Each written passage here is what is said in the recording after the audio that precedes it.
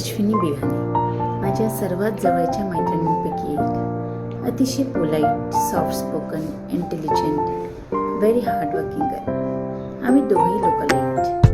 ती राहायची मानेवडाला, त्यामुळे घरी येणं जाणं राहायचं. काकू खूप जिव्हाळ्याने बोलायच्या. काका तर खूप स्ट्रिक्ट होते. अश्विनीमधल्या जीसीमधल्या गप्पा, सोबत जाणं येणं, माझ्या बहिणीच्या लग्नातलं तुझा प्रेझेन्स, अशा कितीतरी आठवणी आहेत अश्विनी तुझ्यासोबतच्या. आमची जवळीक वाढली ती MBBS नंतर बॉन्डमध्ये. दोघींनी जनरल हॉस्पिटल भंडारा मिळाले. मग काय एकाच रूममध्ये आम्ही सोबत राहायचो.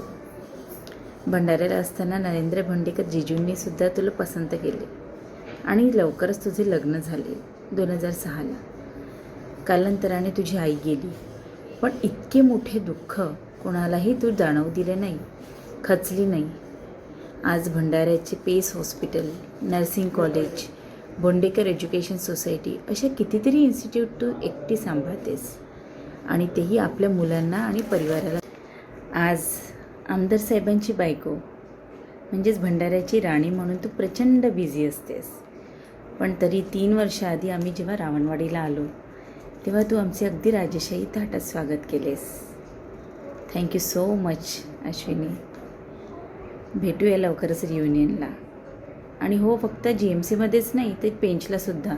नाहीतर आमदार साहेबांकडे अर्ज करावा लागेल की आमच्या अश्विनीला पाठवा 3 दिवसाकरता म्हणून.